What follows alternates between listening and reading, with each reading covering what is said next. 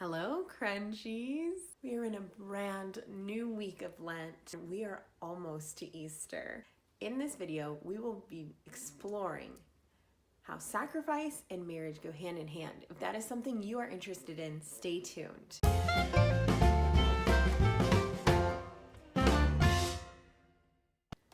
Welcome, Crunchies. How are you doing today? We are starting our 4th week of Lent. Can you believe that? We have been working on our marriage for 3 solid weeks. Don't give up now. Are you guys starting to feel a difference in your marriages? Or at least in your own heart?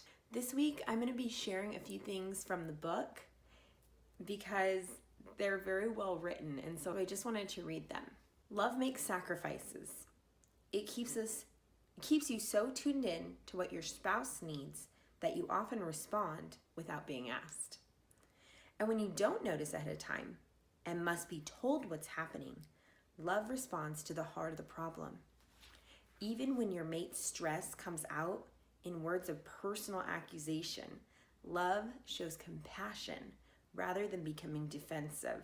Love inspires you to say no to what you want in order to say yes to what your spouse needs. That's what Jesus did.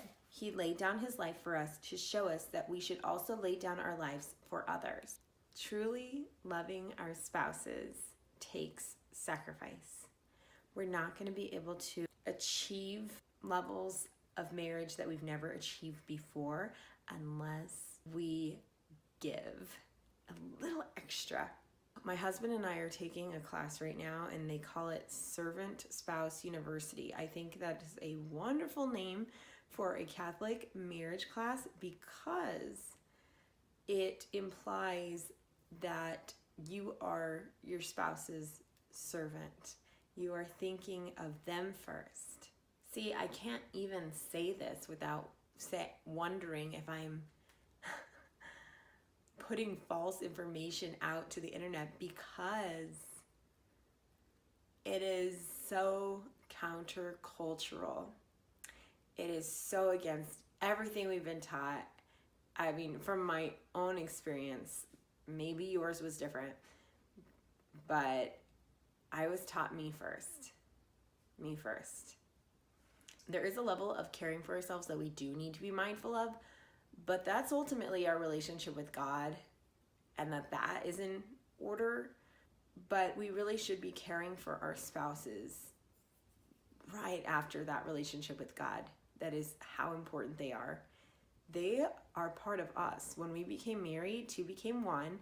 So any love and sacrifice that we put into our marriage, that we give to our spouses, will reward us. So you can always take a little consolation in that. If you're feeling like it is without reward, just remember that two became one, and you are essentially loving yourself when you love your spouse, and you're loving God.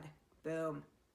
The solutions may be simple and easy for you to do, or they may be complex and expensive, requiring time, energy, and great effort. Either way, you should do whatever you can to meet the real needs of the one who is part of who you are. After all, when you help them, you are also helping yourself. So, there. That's the beautiful part of sacrificing for your spouse. Jesus did it for us, and he extends the grace to do it for others. So if you're not feeling up to sacrificing, ask God for that grace, and he will extend that to you. Today's love dare, should you choose to accept it, what is the greatest need in your spouse's life right now? Is there a need that you could lift from their shoulders by a daring act of sacrifice on your own part? Whether the need is big or small, purpose to do what you can to meet the need.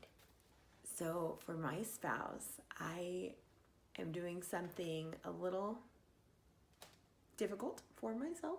I decided to wake up early and get all my YouTubing stuff done in the wee hours, which is why my voice is kind of hoarse, because I just woke up. And that is what I decided to do for my spouse, so that I can really pour into our family life and my husband. And this week, I'm going to be paying special attention to my family's needs over my own needs, particularly my husband's. If I get my things done earlier in the day or later at night, when he needs something, it's not going to be so stressful for me, and I'm not going to feel like, he's pulling me out of the things I need to do or want to do. Instead, I can just willingly jump to it, making sure that I'm available. How's Lent going for you guys? Are you noticing any changes in your marriage or in your heart? Let me know in the comments below. Don't forget to like and subscribe. We will see you tomorrow.